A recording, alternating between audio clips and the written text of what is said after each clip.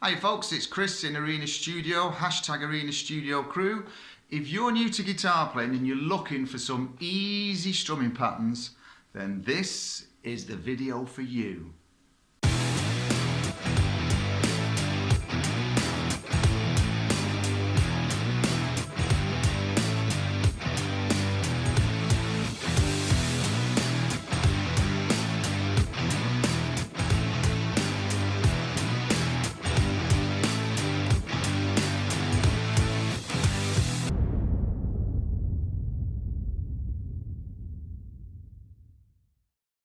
Hi folks, thanks for sticking around. Please give the channel a like and a subscribe and a thumbs up and all that shenanigans that goes on.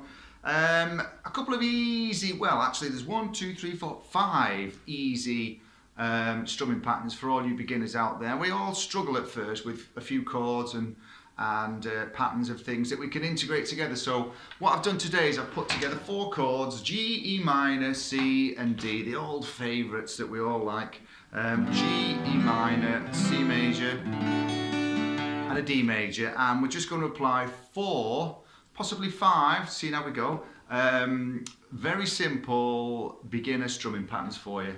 Now the thing with strumming is I'm not going to go into too much detail on how to strum the guitar. Hopefully you've probably just got that down and you're off and running with that sort of thing. Literally, you don't want to be from the elbow. You'll find that your pick will dig in.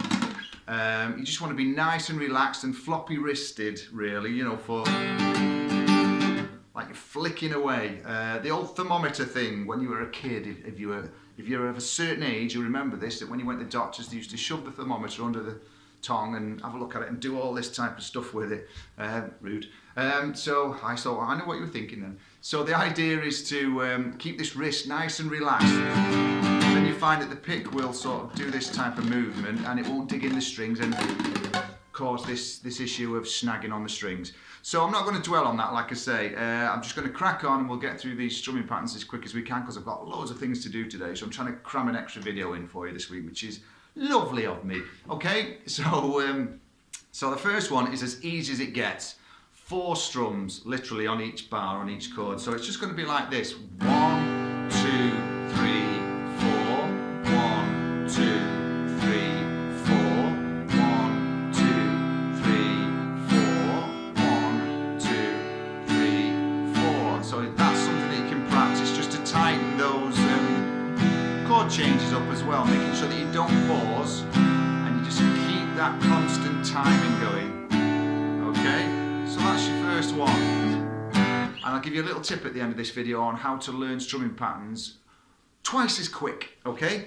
So the second one is a 1 and 2 and 3 and 4 and, which means the ands are going to be upstrokes. So it's not as difficult as what you actually think it is. It's just a lot of counting these things are. So it's really this type of thing. So it's going to be 1 and 2 and 3 and 4 and 1 and 2 and 3 and 4 and 1 and 2 and 3 and 4 and 1 and 2 and 3 and 4 and 1 and 2. And again, keep cycling it over, because what that's going to do is, as we've already said, keep those changes in time.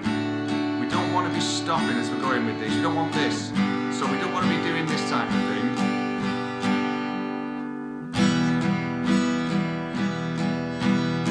No, we don't want that. We want to keep it going, okay?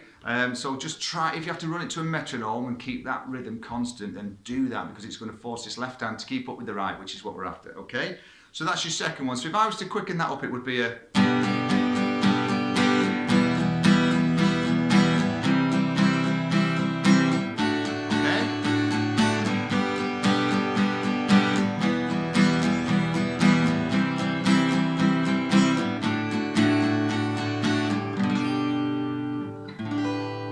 Alright, so that's a pretty useful one. That's going to be alright. The next one is a 1, 2, 3 and 4 and 1, 2, 3 and 4 and. Again, the ands are the upstrokes. So if we do that slowly for you, that's going to be a 1, 2, 3 and 4 and 1, 2, 3 and 4 and 1, 2, 3 and 4 and 1, 2, 3 and 4.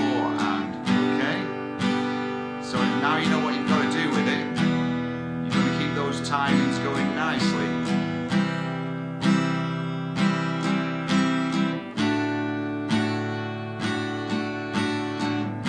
And I'm going to tell you how to practice these and probably for how long as well, which is something that gets missed off a lot of tuition videos on YouTube. They just show the stuff and say, there you go, get on with it, and you don't know whether you're practicing it right or wrong or for the correct amount of time. So I'll tag that on to the end of this for you. Okay, so that's that one. So if you do that one at speed, you're going to get this.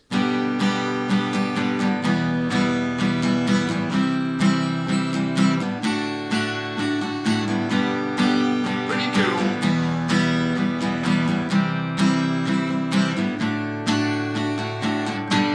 Okay, so the last one that I've got for, well, second to last, because I've got another one that I can sneak on this, is a 1, 2, and 4, and 1, 2, and 4, and. Notice we've got no 3, so we've not got no 1, 2, and 4, and. We've cut the 3 out altogether. So basically, if I play this for you, you might understand it a bit easier than me trying to count it out.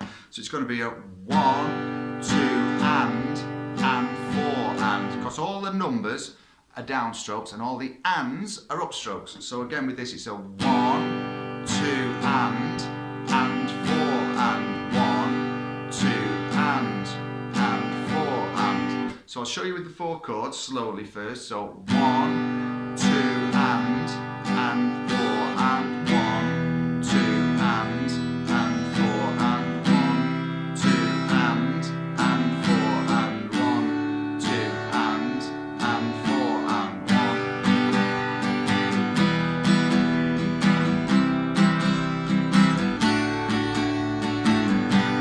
Okay?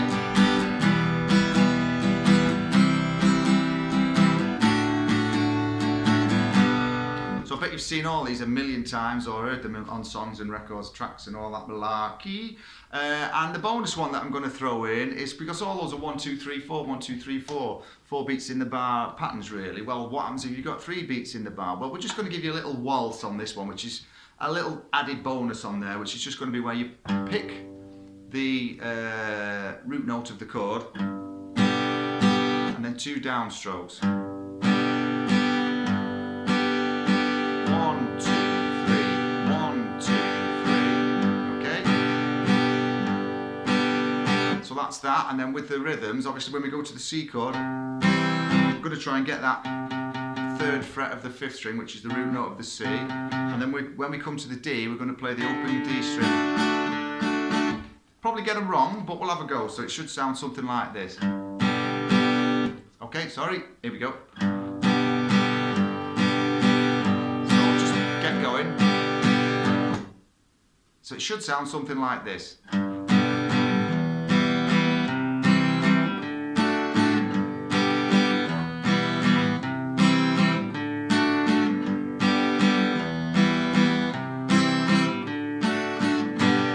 Okay, so we've got 1, 2, 3, 4, 5 little strumming patterns that you can have a play with there. Now the other added little bit of information that we need on this is how are we going to practice these? How do we know whether we're practicing it the correct way?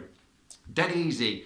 Take your left hand away from the guitar on the more complicated ones. Obviously the 1, 2, 3, 4. You see, when we're multitasking, this brain is focusing on 2 things. So when we're trying to remember the chords as a beginner and the strumming pattern, we're splitting this processor power 50-50. This is my theory anyway.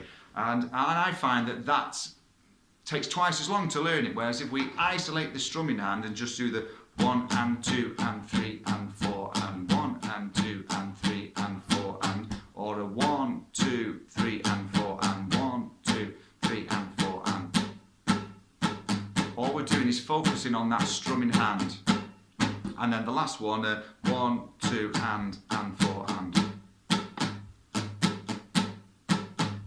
Again, that's something that you can practice in isolation. I would look at doing a good 5 to 10 minutes on each one of these when you're first starting out, just to drill them in and get them stuck under those fingers and that muscle memory and everything tying in together.